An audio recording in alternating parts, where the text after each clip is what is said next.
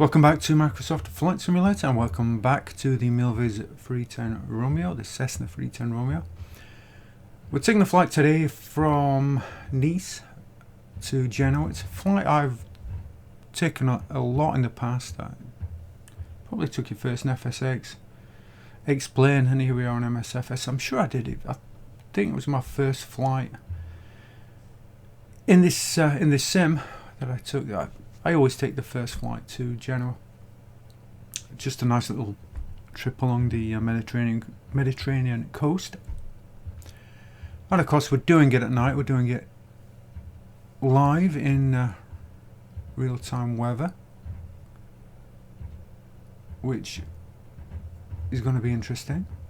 So let's get on with it. And this is going to be the full video. So if you just want to watch the start and skip to the end, that will be fine. It's something like a 2. Well, is it going to be an hour and a half, 2 hours? Anyway, however long it's going to be. So let's go for the pre-flight inspection. In fact, can I bring up the? Indeed, I can. Let's just do an inspection. Make sure everything's in the green, which it is. Okay, control locks are removed. We'll set the I'm gonna have to, oh cracky,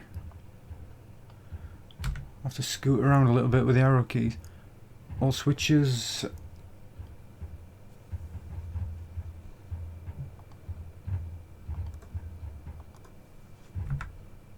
are now off. We've got all the lights for the panel on, so that should be helpful. Circuit breakers are all in. Just about to see that. Don't think I've done a night flight for a long time. Landing gear switch is down. Landing gear handle is down. Fuel selectors are left and right, correct. Trip tab controls. I can't even see it, to be honest.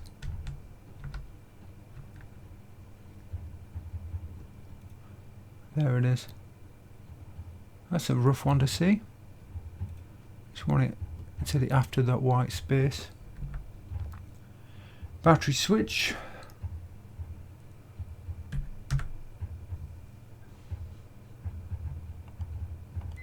There we go. We have what the heck's going on with that?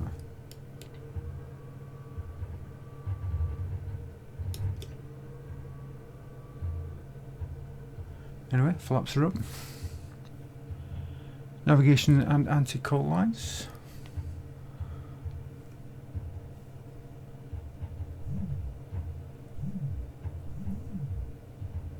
I'm using a loop deck live, which is a little bit.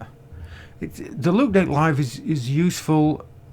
The plugin, as it's called, for MSFS, the one that I have, which is free, is lacking a lot of features, but overall it's useful. It's expensive, but it's useful. For me, so far, it's just been really useful for the autopilot in setting altitude and vertical speed. It's just a really efficient way of doing that. Whether that justifies the expense is another story.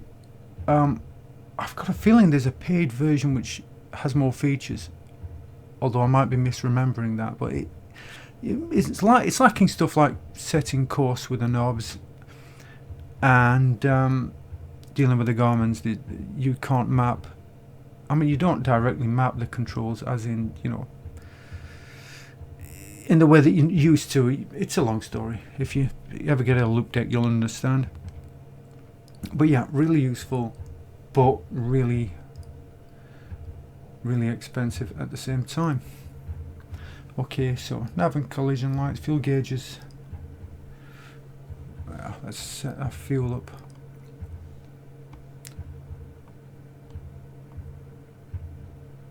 Let's set to 75.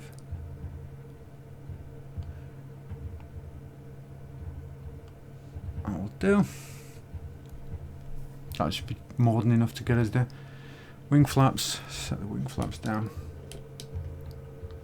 which is where they were when we started, of course. And pitot for 20 seconds, then off.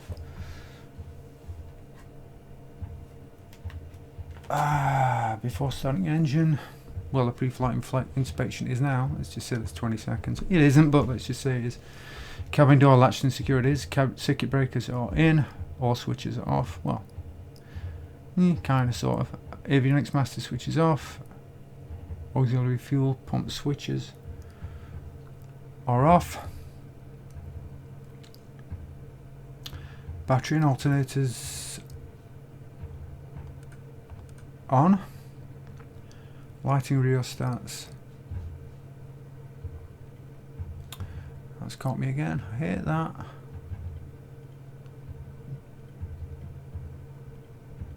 Let's just set these a bit more.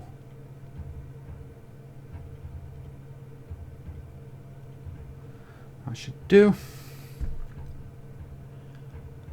Altimeter and clock set. I think we should be. I don't know what we're going to be actually. I've got to just set that to tune 902. With the loop deck, with that plug-in, it doesn't actually. You should be able to press the barrow knob, and it will set to. I forget what the term is. To tune 902. But you have to actually manually set that. Just you need to set it as to replicate the B key, and it will do that. Okay, I need to get the ATIS to set that correctly. And the good thing about the loop deck, when you're using the barrow knob, it actually tells you on the loop deck what you're setting it to, which is really handy, because obviously you've got this tiny little indicator, so it allows you to get that precise. All warning lights. There are so many of them, it's easy to forget. There's a couple this one I've completely forgotten where they are. There you go. It's like spot the warning light. Left and right, low fuel. Landing your position light's got 30 green. Cabin air controls as required. This always confuses me, it really does. Because you've got closed on the left, but it doesn't mean you turn the knob left to be closed. You turn it right to close. That always confuses me, but then I'm easily confused.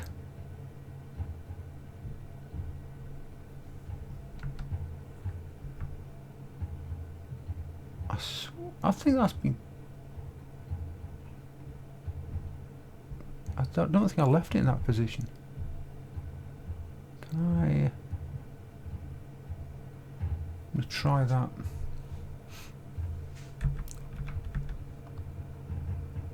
The cabin is warm. We're getting warmer. That's good. I think. It's just good to have those controls actually have some tangible effect. Fuel quantity, yeah, we've got final on that fuel at quantity. Throttles. Open 1 inch. Props full forward. Mixture full forward. Car flaps locked full open. It's such a pain to see those. But yeah. Same with the air controls. It's such a pain to see those. Fuel selectors are main tanks. Alternate controls are in. Yep. Anti-collision lights are on. As before starting engine. Down so onto engine starting. Let's see what's going on around here. It is very dark. Propeller is clear. Magneto switches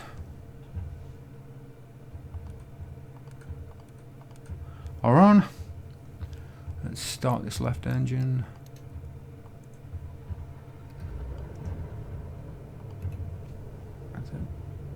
Left pump on. And we're in the green on the left engine.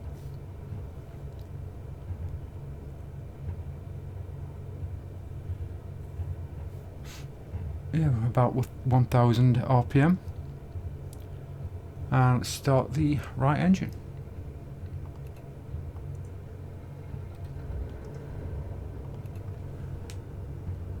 Same procedure. We're in the green. Check the alternators.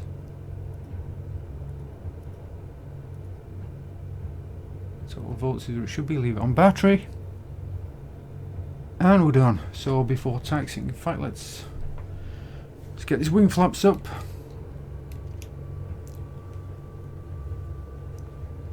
Avionics.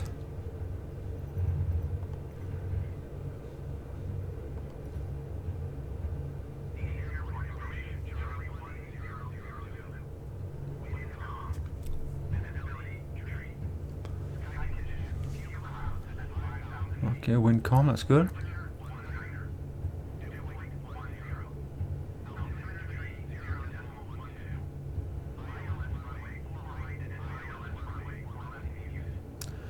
Okay, 4 left. I'm set up for 4 right. 31 to... Looks like it's automatically set that.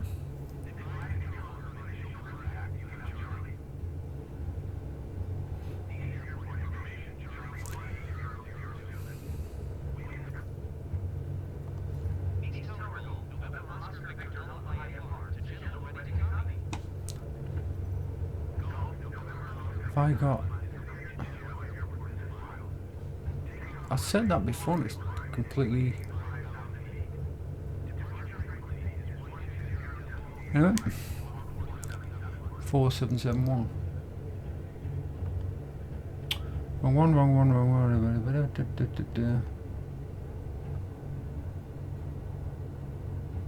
4771.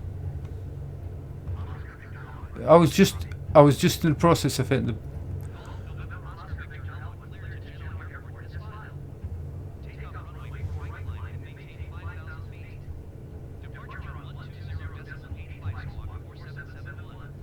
It's so useful to be able to use the loop deck on that. Good, it just sounds really fed up with you when he says that.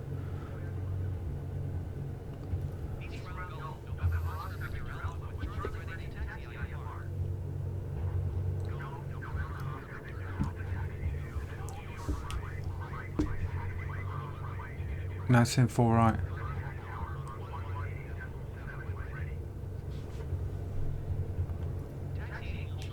Make your mind up.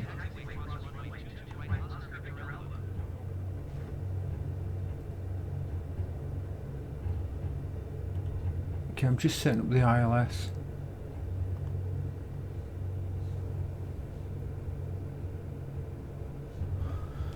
Just setting up the ILS for Genoa. Is it giving me the taxi ribbon? I don't think it is.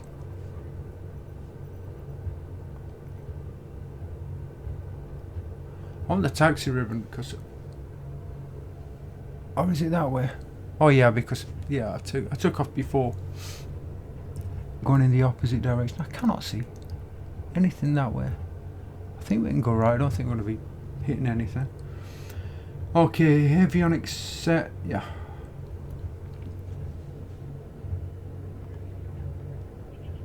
It would be nice actually if we could, and I know this shift across there, but you can't pre-select on this. I mean, obviously the unit isn't, it's not set up properly. I mean, it's not simulated properly, and that's not a Milviz problem, that's an Asobo problem. That the autopilot unit just isn't done right. Lights, well, we certainly... Yeah, I've actually got taxi light on the loop deck. So lights are required. How's the temperature? I mean, what did he say? Get it? Well, that'll do. That'll do. Release the brakes. Let's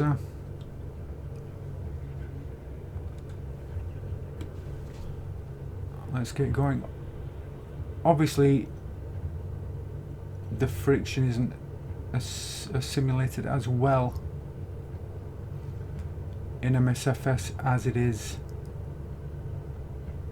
Let's just pull back on the power. Gonna start going a bit too quick.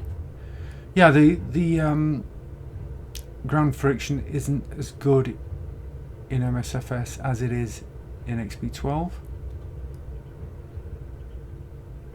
so it's easier to get rolling. With X-Plane 12 you have to give it quite a bit more power to actually get it moving.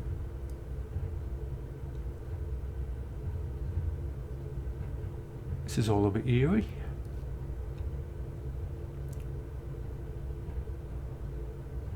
I haven't actually looked at X-Plane 12 at all really since the initial look at it. I mean, you know, it will mature, it will get better, and of course it still does certain things better than MSFS, and certain things that MSFS does better than X-Plane. So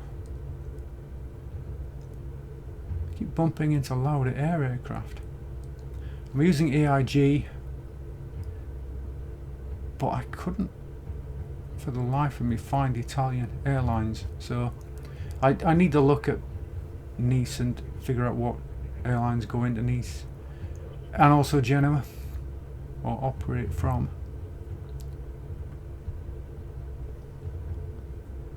Rolling along at 12 knots with idle power, which is clearly not correct. One of the great things about MSFS is that you don't need, I mean, it's kind of a double-edged sword. You don't need to spend a huge amount of time looking at charts or finding them, and finding charts oftentimes is a real pain. MSFS does a lot of that for you, but it's not so great when it comes to frequencies. I think, as I recall, you can dig out ILS frequencies from the Garmins. I can't remember, it's a while since I looked at that. See, we're still doing 12 knots. But that's the big thing that you're kind of losing.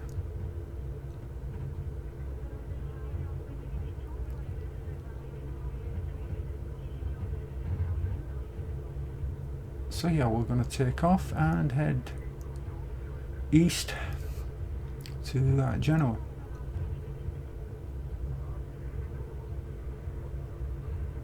I completely forgot to look up the altitude for the approach, or the descent to the approach plate. I don't know, I'll probably just go at 2000 and that should work. Although you've got some mountainous terrain, so I might have to look that up mid-flight.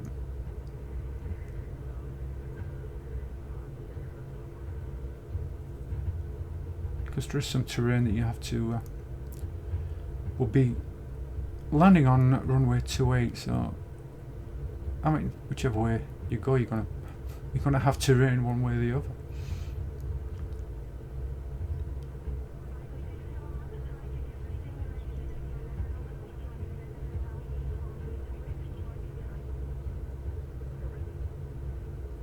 Nice thing about the ATC chatter is that it does give you kind of localized accents, which you know, I'm not alone in hoping for that with the artificial intelligence ATC.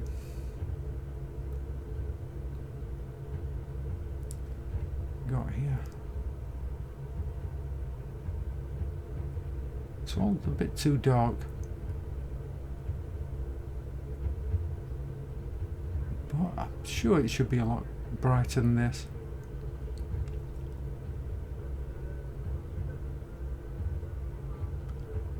And this is the reason that I use the taxi ribbon, because you know, it's not always that you want to sit and look at a chart and you know, figure out where your taxi routes and all the rest of it.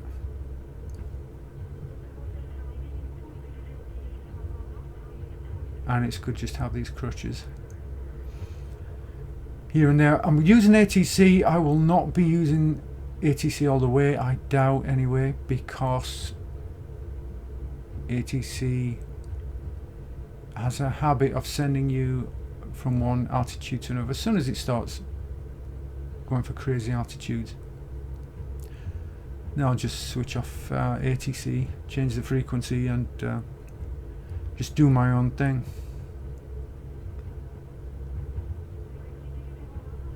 Hopefully we'll get to a point before too long that we'll have ATC that actually can be relied upon. And I know there are plugins like, what is it, Pilot to ATC. This is a heck of a long taxi, isn't it?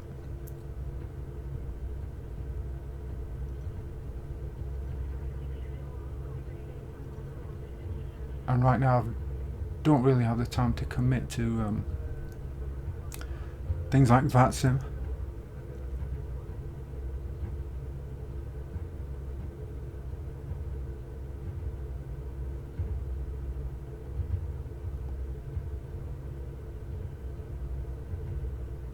One thing I miss about FSX is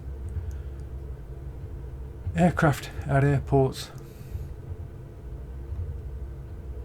There's a lot of stuff that MSFS has by default, but one thing that it doesn't have is really good AI aircraft. Well, you know, I mean, I've got AI aircraft turned off, but AIG is on, so. But I don't know, you know, AIG can be a bit patchy and a bit odd. But yeah, taxi is almost as long as the flight itself. Oh, can I get that left view going?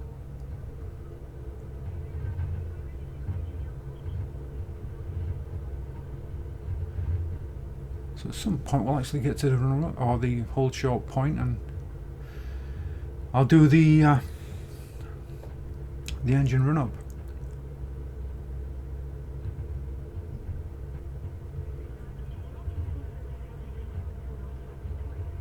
Nothing else going on.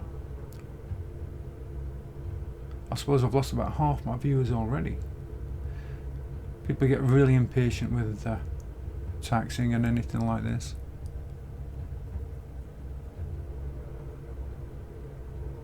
Which is understandable, I suppose.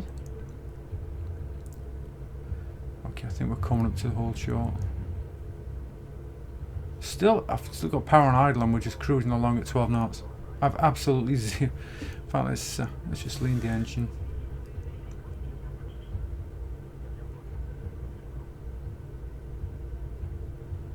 This looks like the whole short point.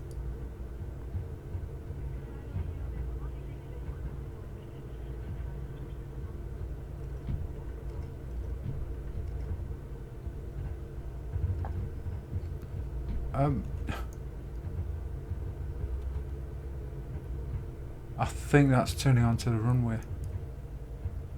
Yeah, that looks very much. Oh wow! Look at that. That's beautiful.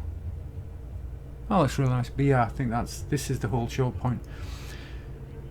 Anyway, holding short.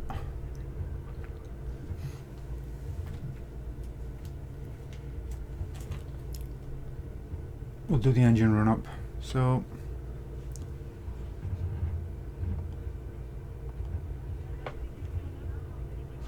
Okay, brake is set. Throttles to 1700 RPM.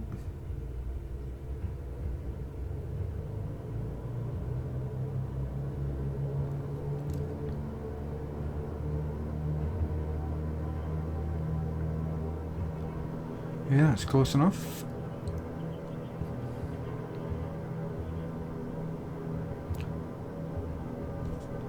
Check the alternators.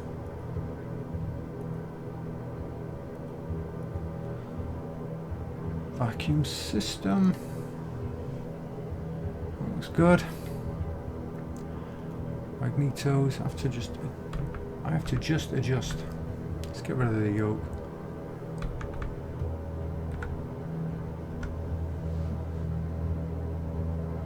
check the magnetos. Let's look for a drop.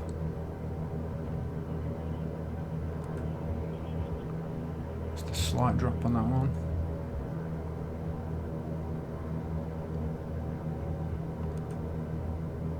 Slight drop again.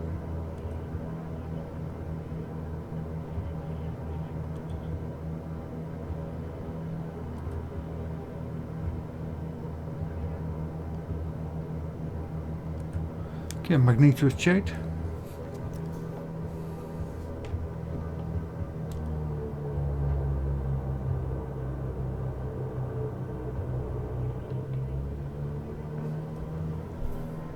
Engine instruments are in the green arcs.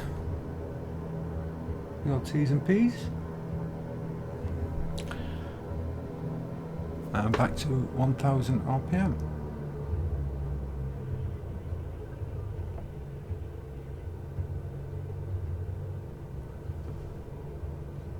Check the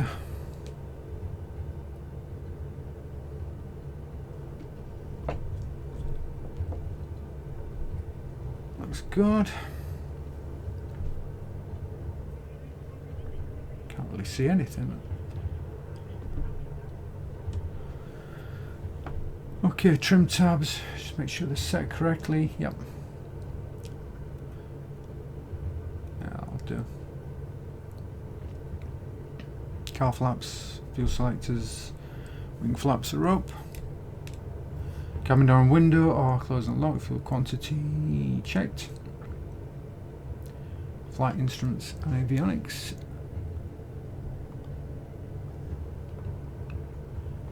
Set to GPS. Answers required.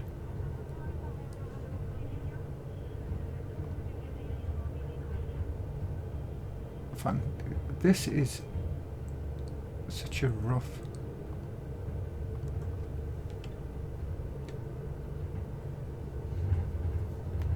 Well, I hate those switches.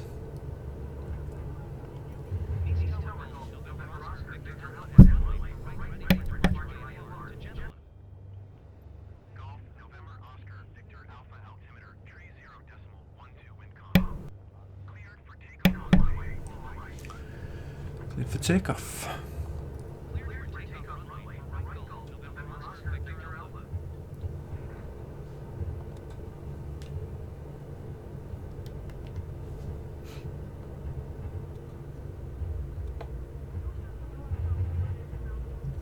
Let's get that mixture. I always forget mixture. I don't know why. I've got this absolute blind spot when it comes to mixture. And also, I've completely forgot something. Yeah, see, that hold short. Oh, it was putting me on the runway rather than hold short, which is not good. Let's find I can set strobes there. Anyway, we are now ready to go. And it's taken a while, but you know, not too bad.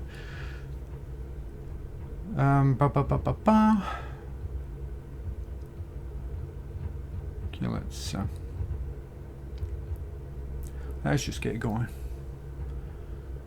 Smoothly accelerating. Looking for 92 knots.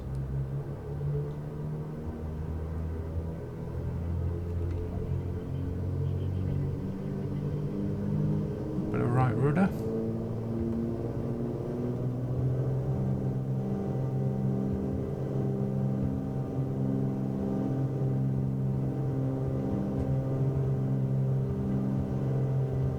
High pressure.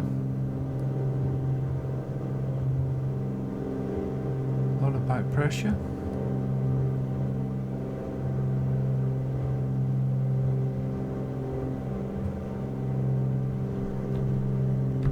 Tap the brakes, gears up, or gear up to be more accurate. Let's keep it straight.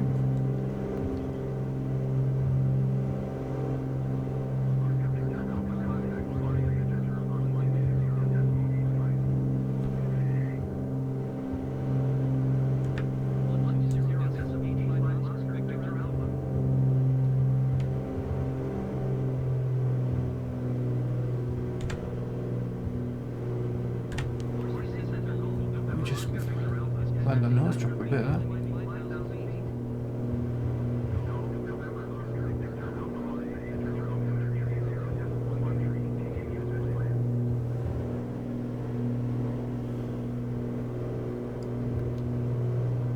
Let's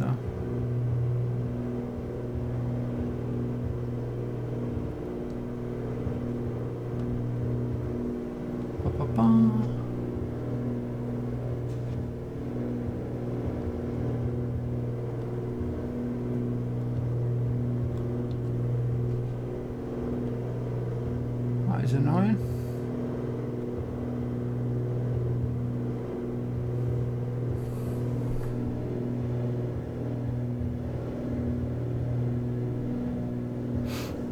And again, just setting vertical speed with the loop deck. We've set to 700 feet per minute climb. It's looking like 1,000.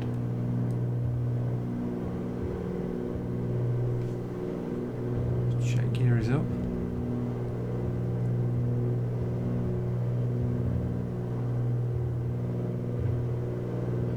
That is really the great thing about the loop deck, that you can set everything straight there, you know, right in front of you physically, rather than having to zoom in on that and kind of twiddle knobs. I mean, you know, it kind of takes out the simulation to a certain extent, but it's so much more convenient. So here it is. We can't see what we're doing. We can't see where we're going. Ah, that's nice.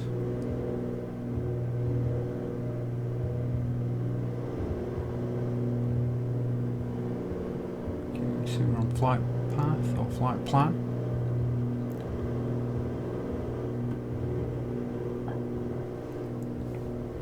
We've just lost a bit of power there.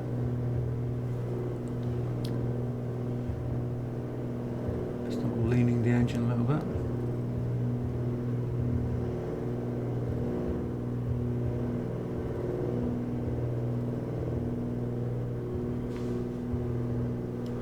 So there you have it, it's from start up to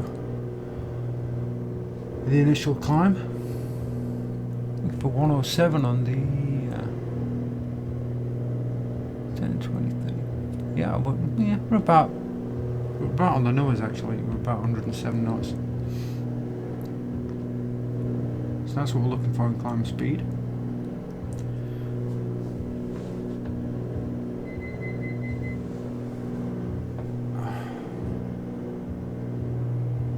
Usually fuel pumps off at 1,000 feet. Well, easier said than done.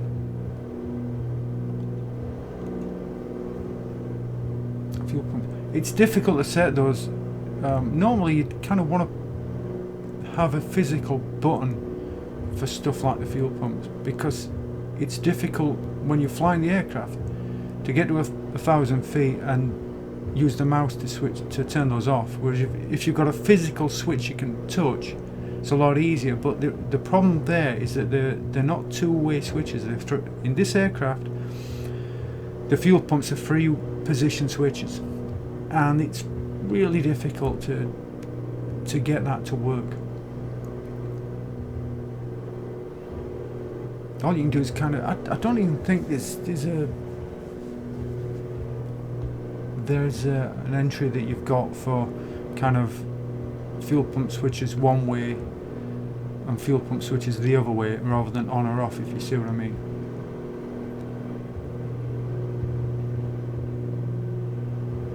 So anyway, let's monitor this flight. Why are we not? Okay, yeah, we're leveled off at 5,000. I'm wondering why the vertical speed's dropped off. It's because we've got to 5,000 quicker than I thought.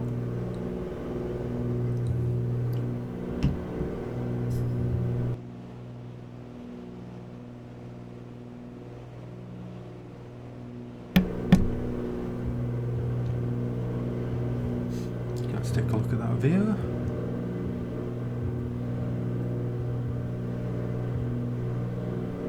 It looks a little bit low res to me, that kind of stuff, so I don't know. And of course all gone out that way is the Mediterranean.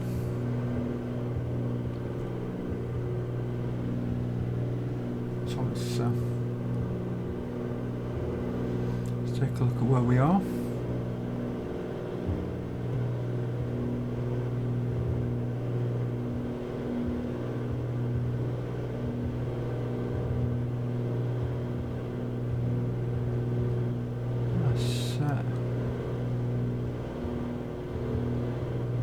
See, this would be nice to... It would be nice with the loop deck if you could just select a page and the knobs would be set.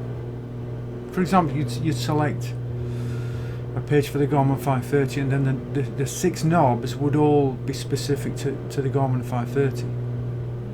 And then you could go back to the main page and they'd be set for barrow, course, heading, whatever. But anyway, that might be possible, I don't know, I haven't looked into it. Approach. Pilot 28 Zulu. I forget which one we should be doing actually. But I think that's right. Oh, which one is it?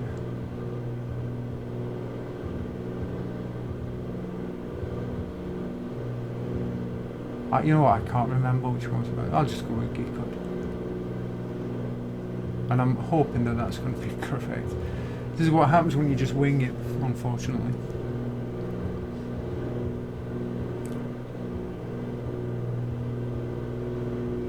Oh, crikey. What are we doing here? Tivno, Bassett.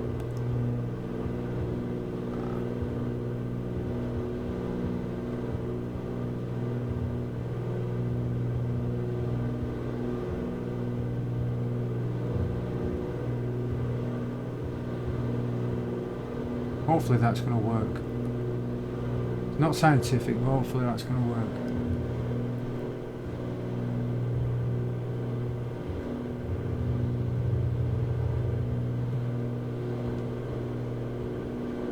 Yeah, hopefully that will work. If it doesn't, well, there you go. That's why you should plan ahead.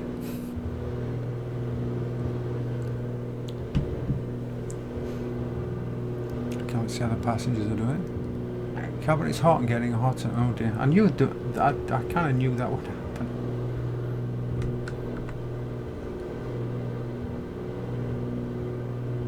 Let's take that down. Let's give some cabin air. And hopefully that's going to fix that issue.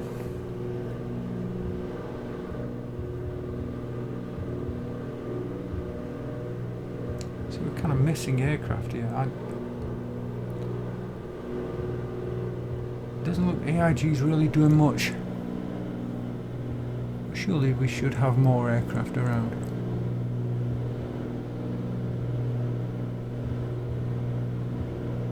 Okay, we're in the cruise. I've not actually adjusted for the cruise.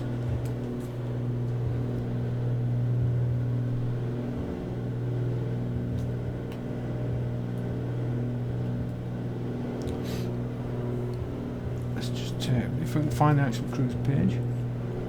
Okay, 2100 to 2500 RPM and 15 to 24.5. Let's go 24.5. In fact, we're below 24.5. It's talking and actually flying the aircraft at the same time.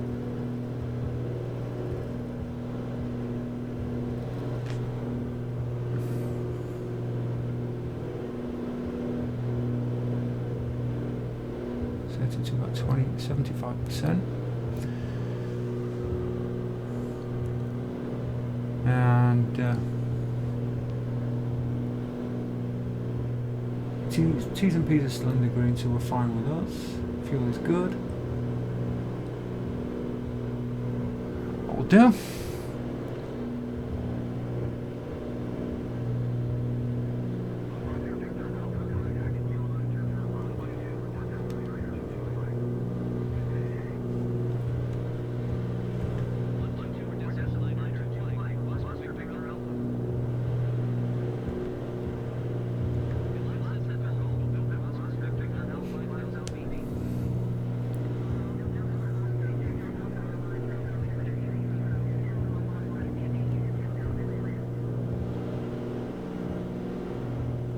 And again, that's the great thing about having a loop deck. I know it sounds like I'm a salesman for the loop deck, but it's so useful just to be able to reach that physical knob and set your barrel, rather than having to kind of look in and kind of squint at, is that 1.11, is that, and not being certain of what exactly you're looking at.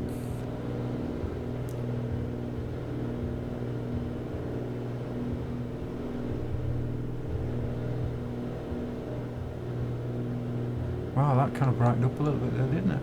Those clouds just suddenly popped in.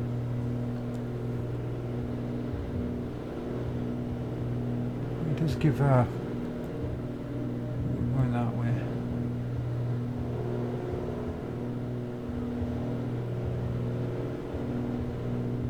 Give you an interesting look at things.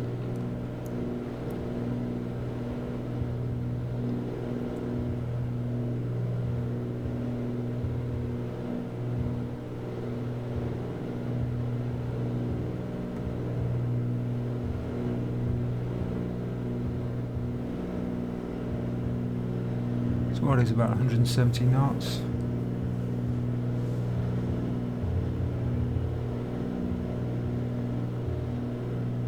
So at this point there's not much we can do, just kind of, well, I would say enjoy the scenery, but there's not much scenery that we can actually spot.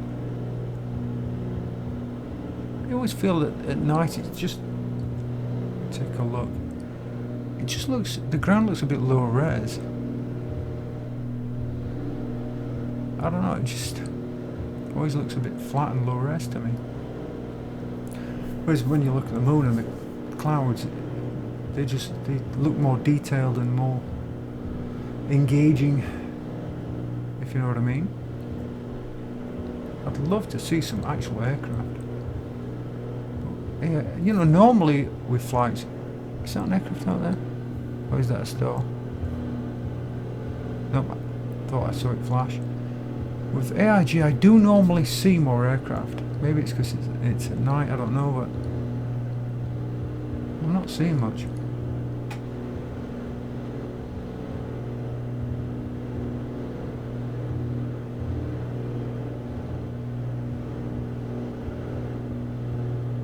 Just seeing a bit more of these clouds, which is nice.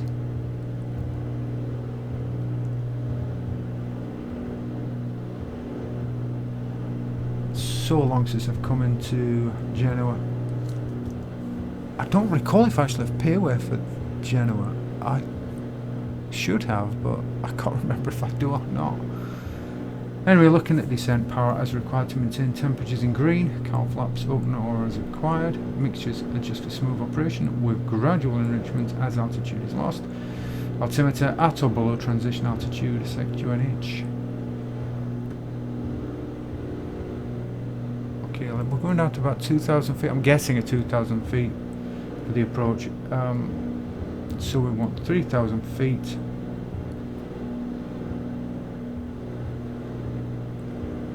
So we want to be about 9 miles out for the approach, so we start the descent. Let's say 180, so about 900 feet per minute descent. 6 miles out from the approach.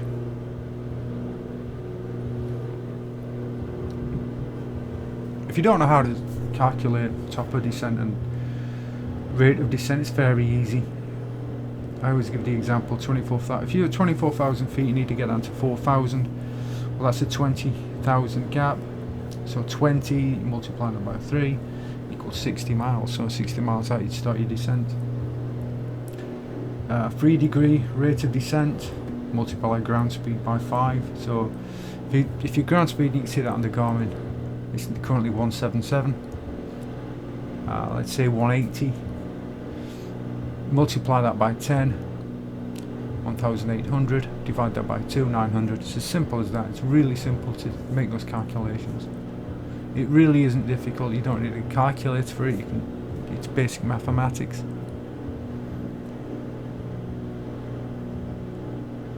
So all I'm doing now is just monitoring things, making sure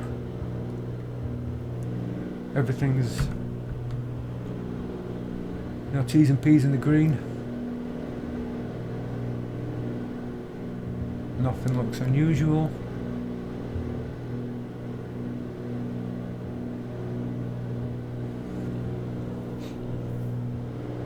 I just sit back and relax. So it's 10 to 9, I think. 10 to 9 local time. Below the clock you'll get the DME, which I'm hoping I've got that right, 109.3. So I'll be looking for DME information popping up on the Garmin 530. Estimated time en route is just under an hour.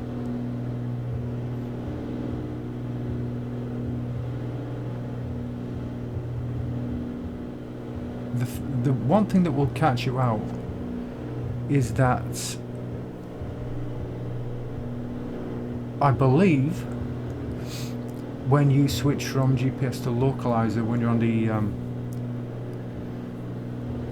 when you're coming in for the localizer, the course should be set automatically, but it isn't. I mean, it works that way in Explain 11 and I assume Explain 12. In this one you have to manually remember to set the course because the two are not connected. There's no connection between the two.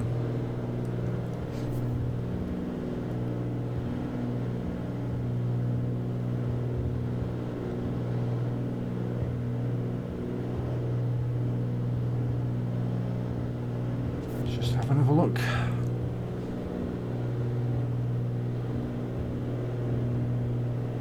We've got this arc that will fly. Come along there, fly the arc.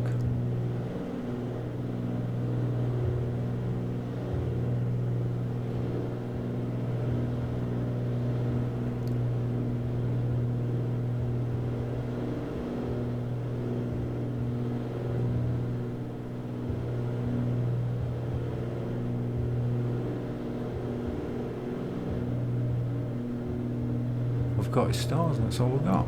A bit of cloud, some stars.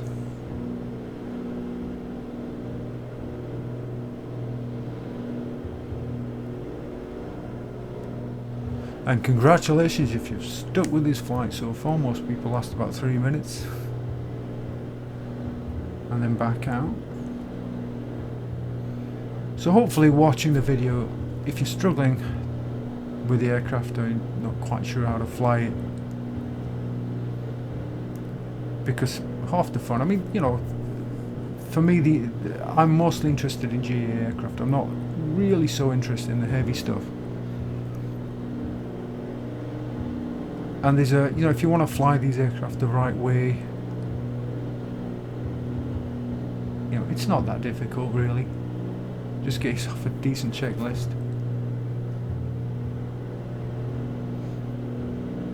But I always find the GA aircraft a lot more interesting to fly than the heavy metal stuff, because the heavy metal stuff's really all about procedures.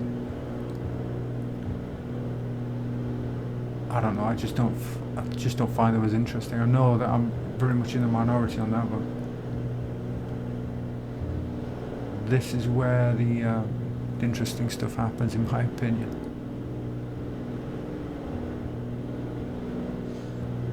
So again, we're just tootling along,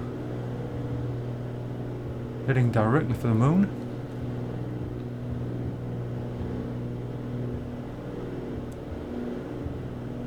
And aircraft is kind of set up and ready, and you know, nothing we can do, just monitor stuff.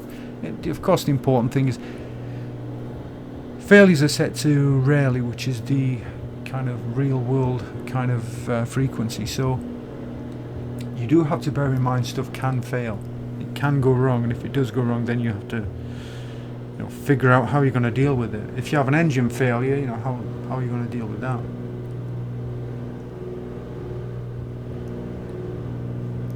Let's check on the conditions. Why is that still hot and getting hotter? Why is that?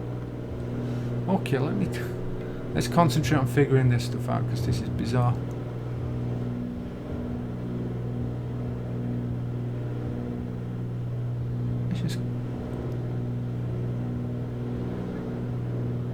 Oh, I know why, I think. That's why, because the heat was still on. I left that set to heat in a previous flight, so that's the reason. That will start to change now. That's just me. I forgot. I left that on heat from a previous flight. So that's why you should check all switches.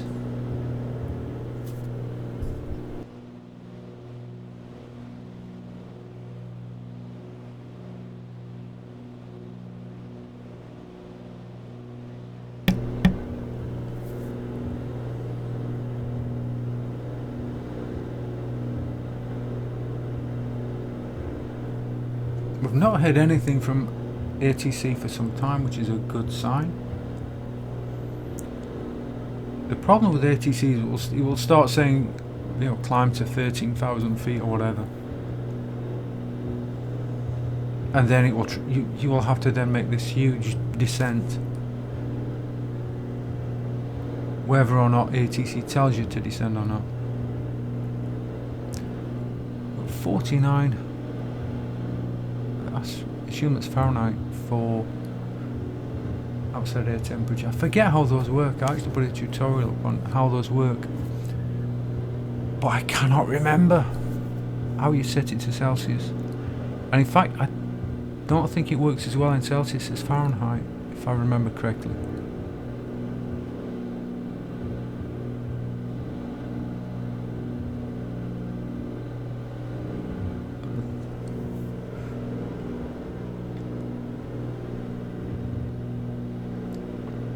Temperatures look good, so those cylinder temperatures look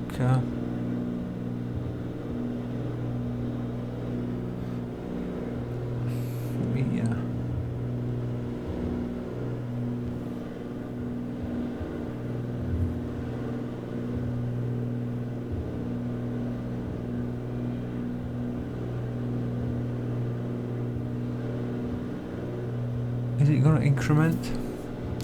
Okay, cylinder 1.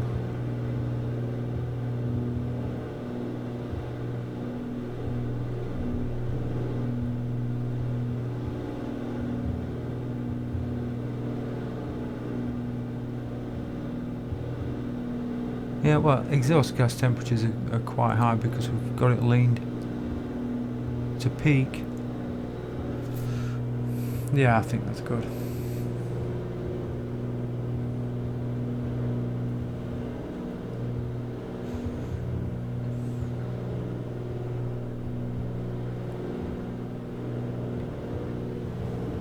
Again, T's and P's good.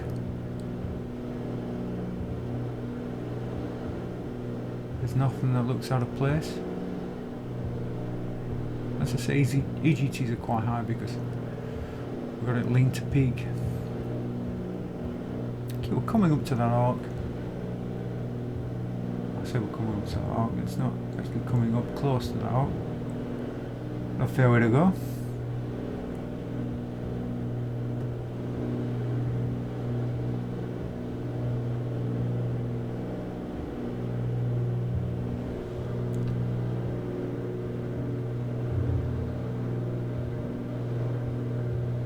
Still no aircraft.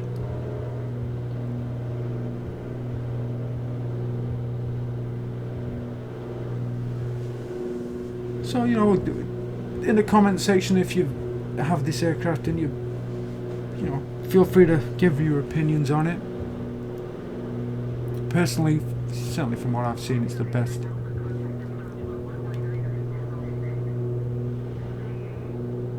Good day.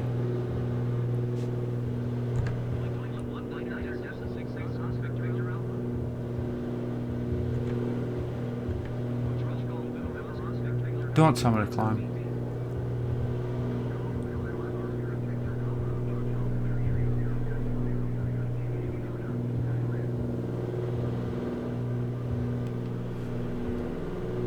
Again, just adjusted the barrel without having to mess around with the actual cockpit controls.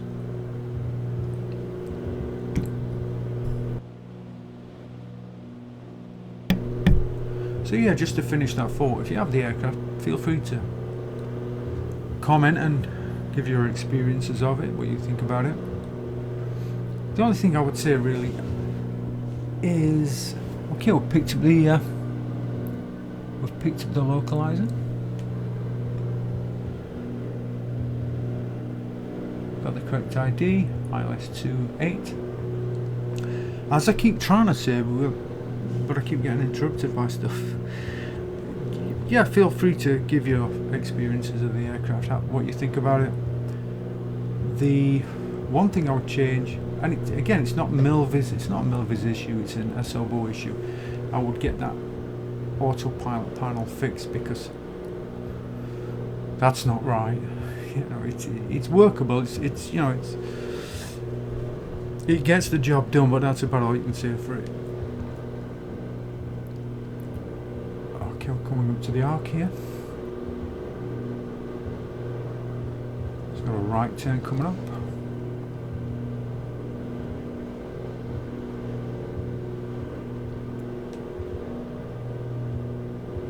It'll be a while before we need to make that descent. But off there in the distance, there's Genoa. Let's see how it looks at night. So yeah, just feel free to make your own comments about what you think about the aircraft. I really can't fault it.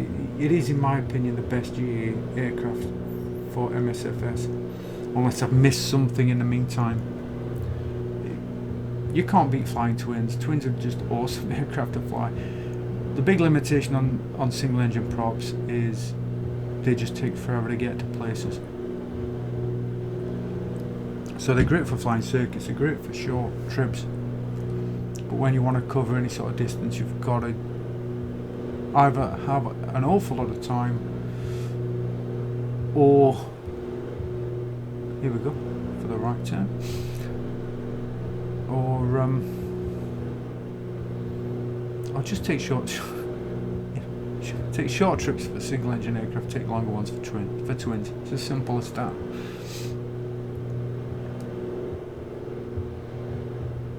But I would always, I've said this before, but I would always recommend, if you want to do this right, before jumping straight to the jets, I would go through the single engine props and the twins, because then you'll have all the stuff that you're going to do on jets, like 737 or A320s or whatever, the basics, or you're going to do the same basics on a prop engine aircraft. It's just everything happens quicker and on a larger scale, basically. So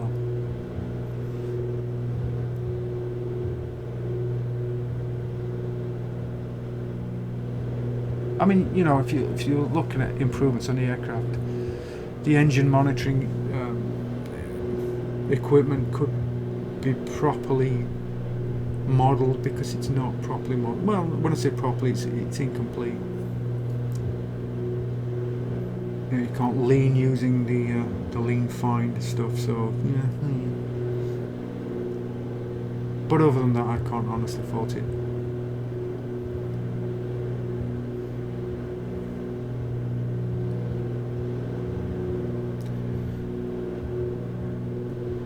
So we're heading somewhere over there. Again, so far, ATC's behaved itself.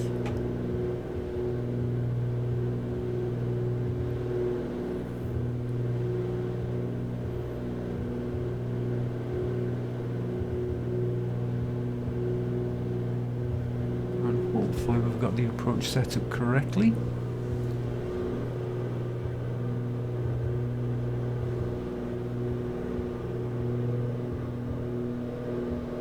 I was hoping for more clouds, live weather, but unfortunately it's not to be.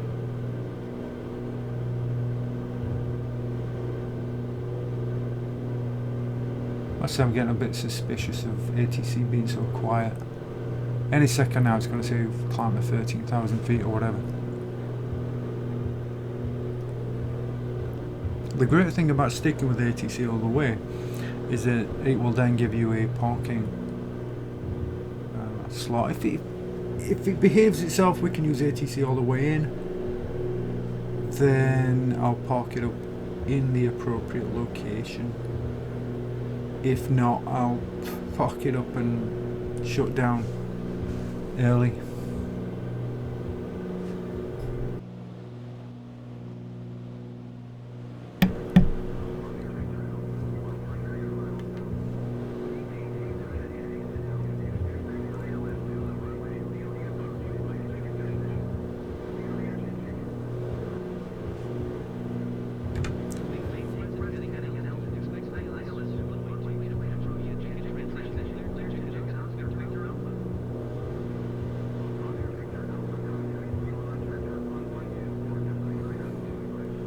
So approach is handing me off to centre.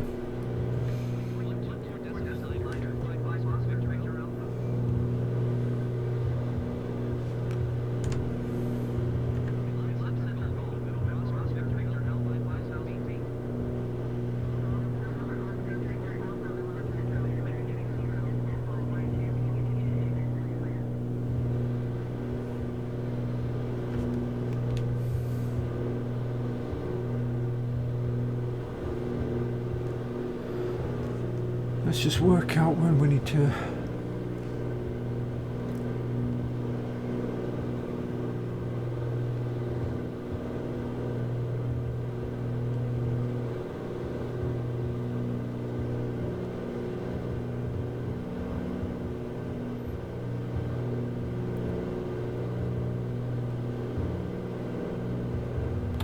Oops.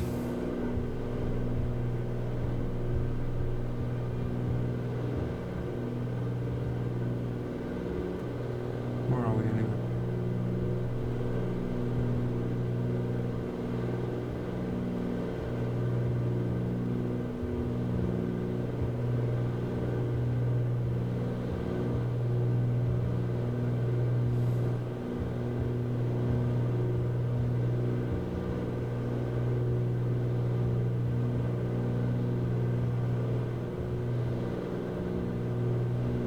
Trying to figure out when we're gonna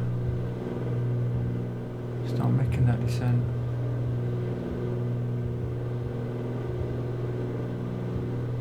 Might be when we're getting close to the night call. Maybe far out. I don't want to leave it too late. I'm always a bit kind of skeptical about that. Anyway.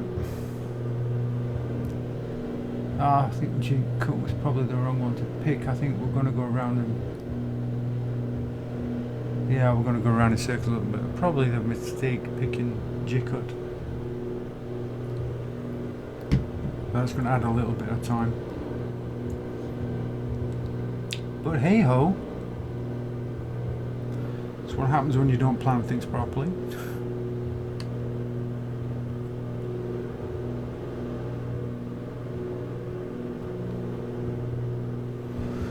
Always a good idea to look at charts in advance. But that's the limitation. If you're just going to use MSFS without looking at charts, you wind up in situations such as this.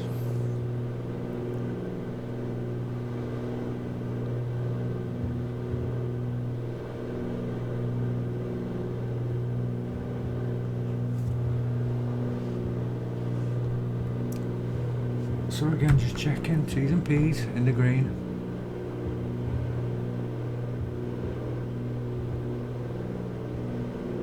Cylinder head temperatures look good.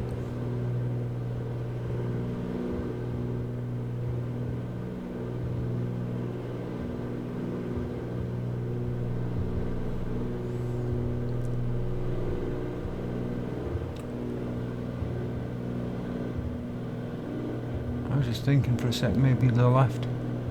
Is the left a little bit hotter than the right, or am I seeing things? Probably seeing things.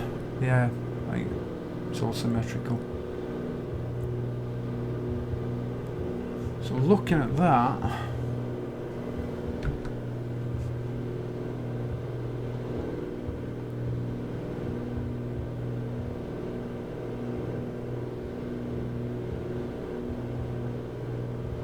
we're going to go around and around a little bit and come back.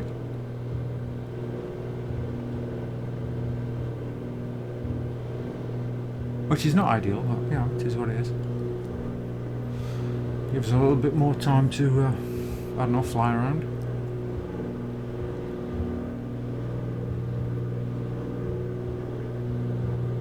There's nothing that way.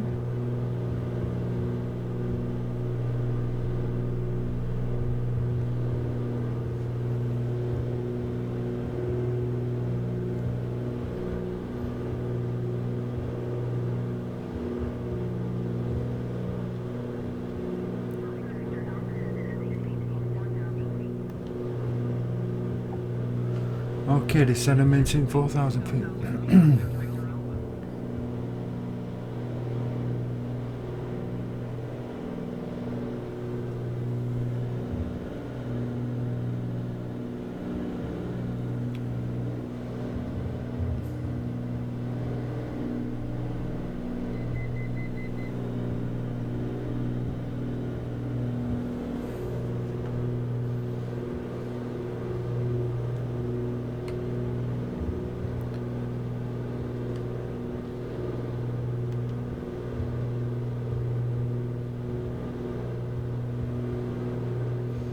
Let's see if it actually sticks on what we want. Hard to remember to set that course at 286.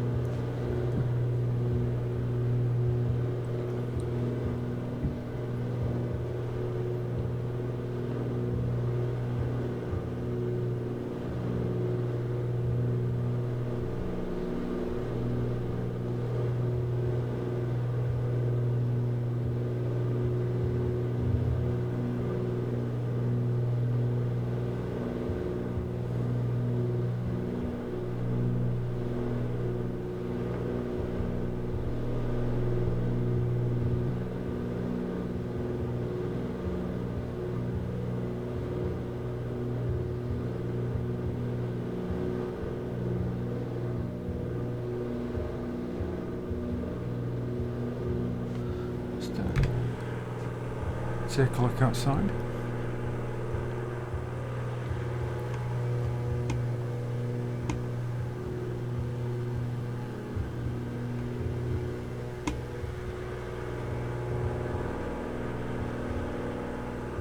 Well, that is dark.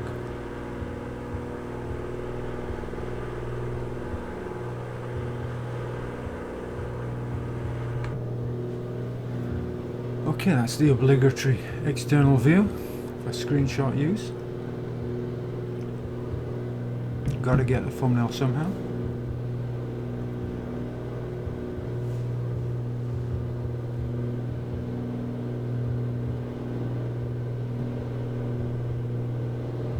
Oh, now I see what we're doing. This is going to take forever.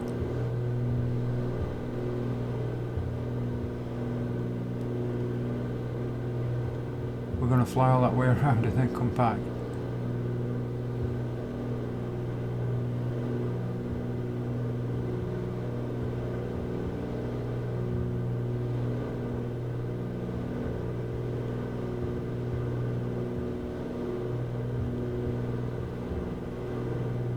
Anyway, it is what it is.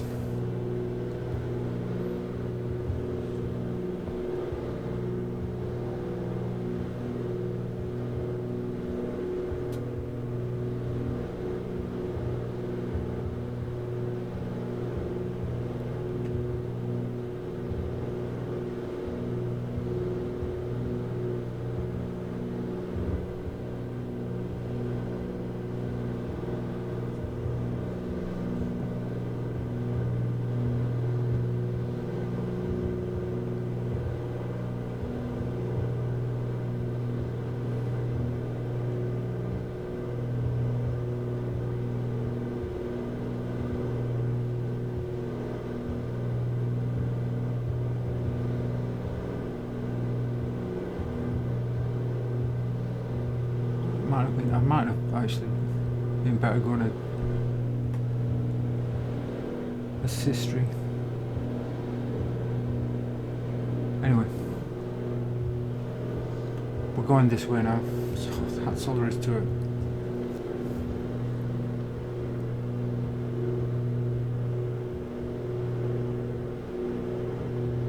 I've got honestly, I need to do more complete flights because I've been away from doing complete flights, and there's a huge difference between doing circuits and full flights. If you're doing circuits, it's such a predictable join onto the final approach, whereas when you're doing something like this, it's a little bit different every time.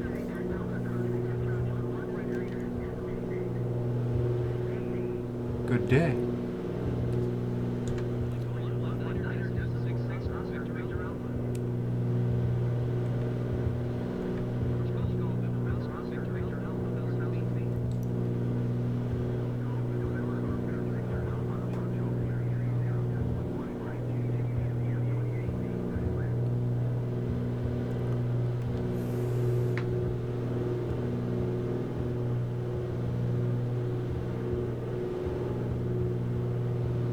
So it looks like about another half an hour.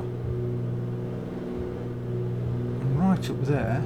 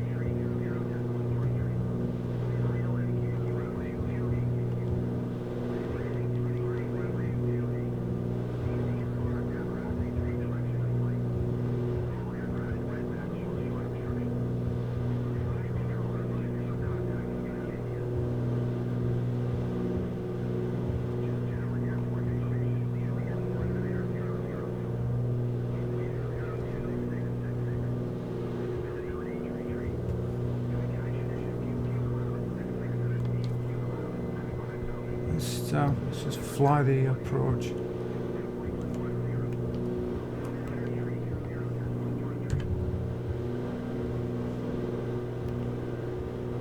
Let's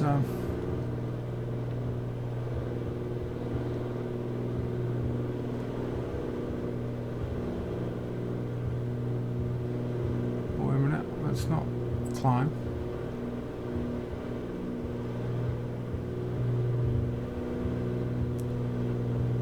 I'm kind of having to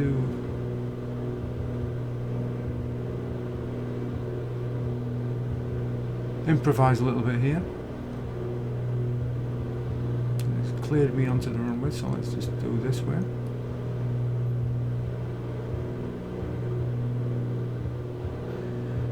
I don't know, that activate approach never seems to work right for me. I don't know.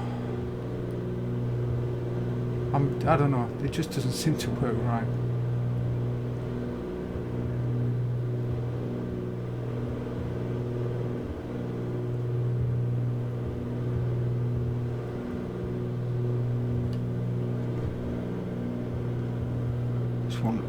This is when you're trying to fly the aircraft and use the instruments at the same time. Let's get that speed down.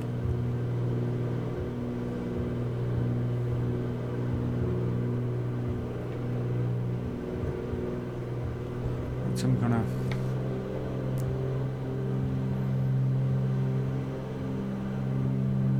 speed down.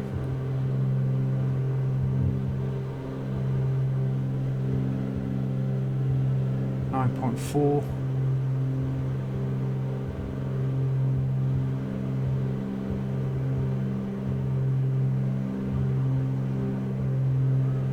Let's get down to 2,000 feet.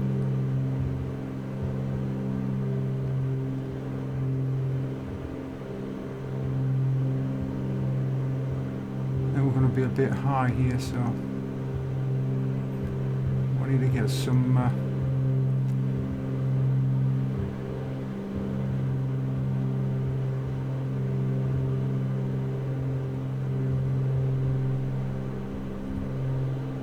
again, I'm improvising all this, so hopefully it's all going to go smoothly.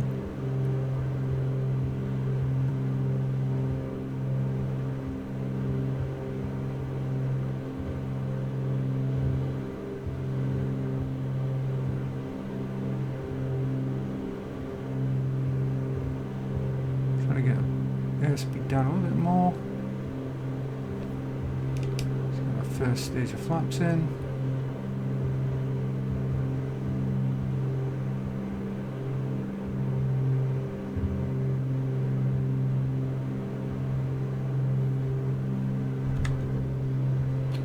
Gear down.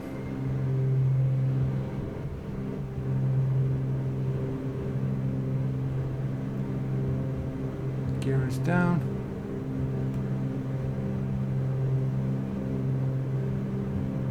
Descending a bit too quick.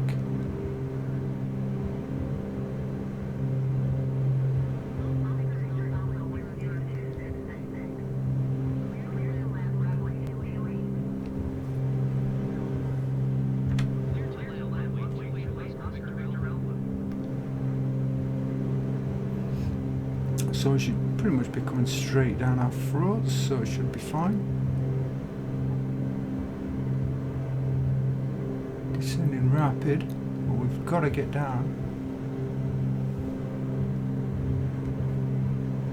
I didn't want to go around and, you know, take another hour going around, so we are improvising a little bit here.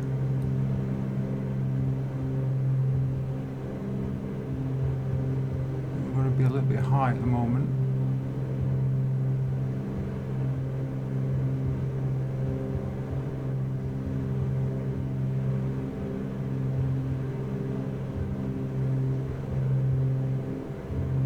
Displaced threshold, so we've got more time than we might think. Making the final stage of flaps. A bit fast, but we're still, I think, a little bit too high.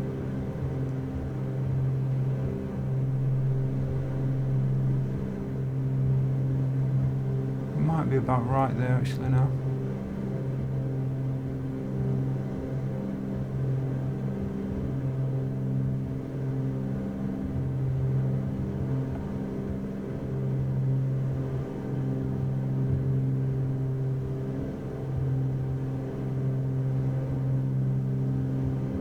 A little bit high, but not too bad actually. Oh, it's just getting moved around a little bit.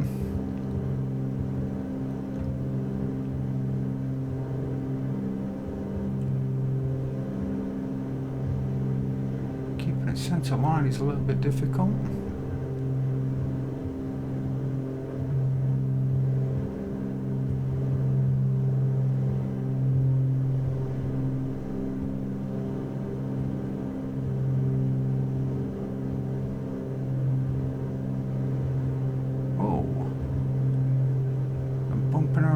Land a bit long, but it's not.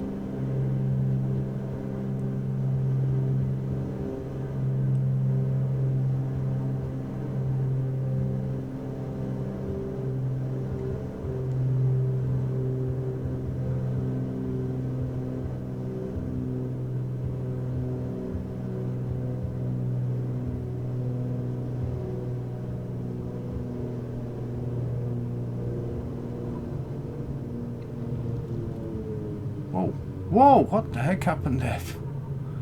Whoa, that was not clever.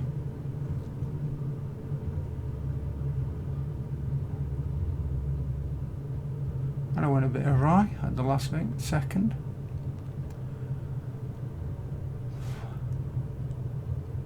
Okay, so we had to improvise it a fair bit coming in. That touchdown wasn't terrific.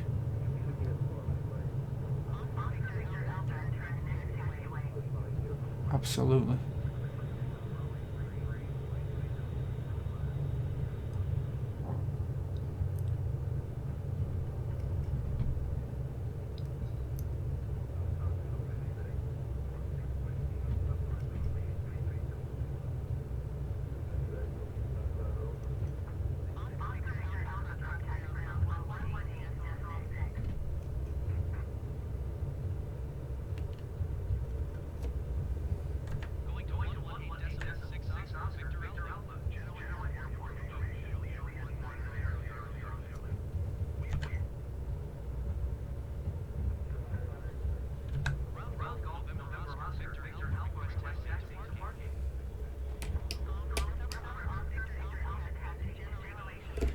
That was interesting. The landing was terrible, but hey.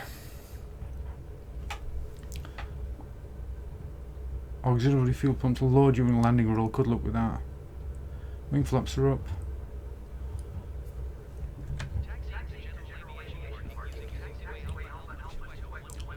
But yeah, that was an awful landing. Strobes are off. Desperately trying. Oh, well, gotta manually turn landing lights off.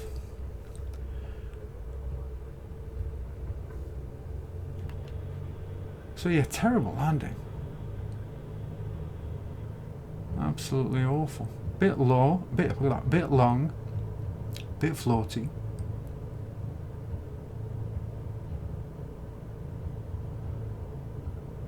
And it must have had some banking or something.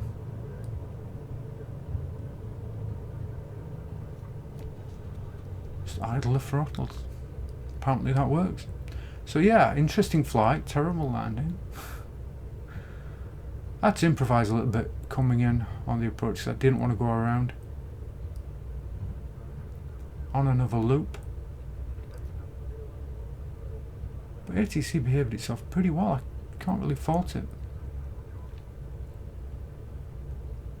So I definitely need more practice on taking these longer flights and then getting the approach right. So I don't even have the excuse of the wind or the crosswind because it's pretty much straight on, so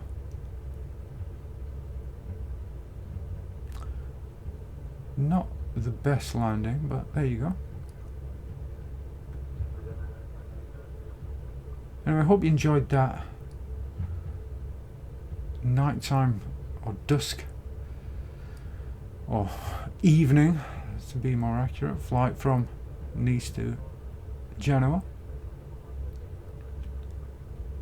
Maybe some point I'll come back and do this again and do it correctly, but do it during the day. Speed's descending to 11 knots. Let's just keep it rolling. So I can't remember if this is payware or not. But at night, who knows?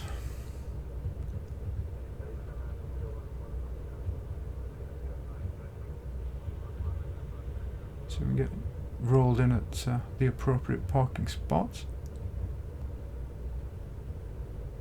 If you were really doing this seriously, you'd have the airport charts and you wouldn't need the taxi ribbon, and you'd have the proper approach chart information to hand, which would be handy.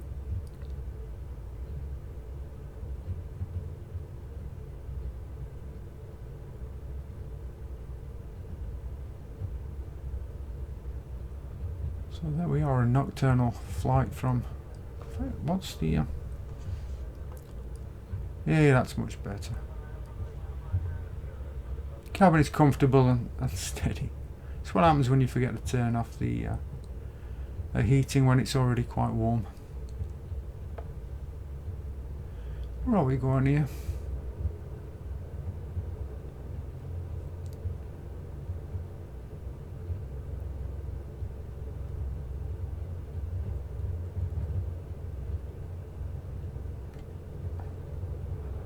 So like we've got a fair distance still to roll.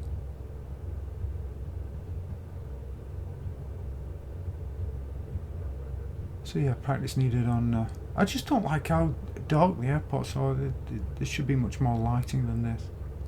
Again, I don't know if this is stock or payware, but it should be much lighter around here.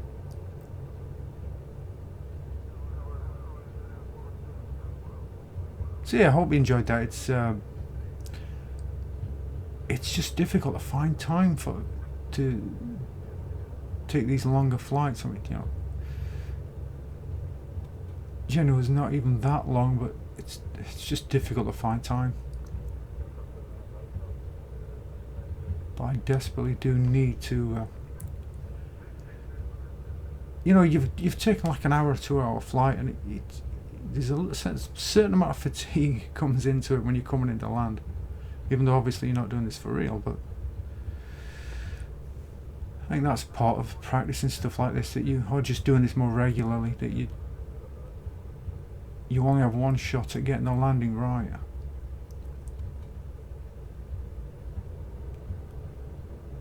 So we're coming to the final spot.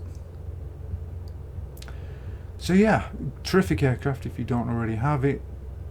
Highly recommended. The Luke deck, really expensive if you can get it at a decent price. But I would say with the Luke deck, it really does need a more complete... What the heck are we going here? A more complete plug-in.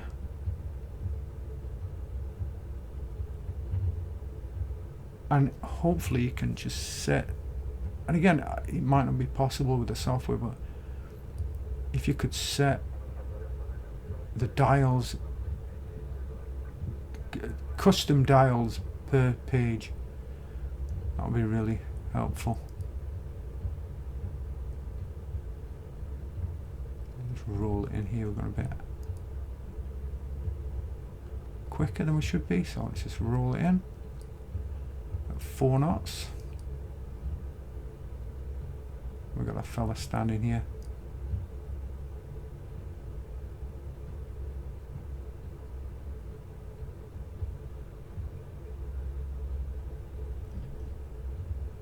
That'll do me. So there you have it. There's the complete flight from Nice to Genoa. And auxiliary fuel pumps are off. Avionics master switch.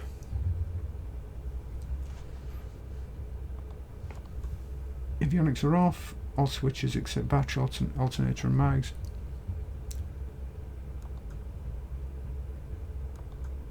I'll keep on the anti-collision beacon for the time being until the engine's off. Throttle's idle. Mixture's idle cut off. Prop to idle. No, I want to continue, thanks.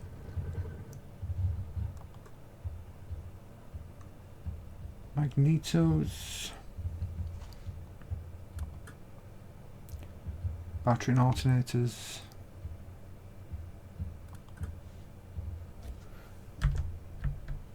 And parking brake set.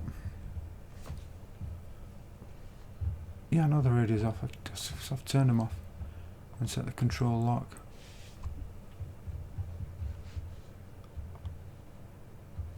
Just have a quick inspection, make sure we've not broken anything. Everything's fine, apart from oil supply on the right engine. Anyway, hope you enjoyed that. Would have been great if we could have nailed the landing, but unfortunately it is what it is. My landing's always, when I do a flight like this, I don't think I've ever nailed a landing in all the flights I've done like this. Anyway, hope you enjoyed that. Hope you found it useful if you're getting into the aircraft and getting used to it and trying to figure out how to fly, etc, etc. And you know, the loop deck stuff, if you found that interesting. So as always, feel free to like, comment and subscribe.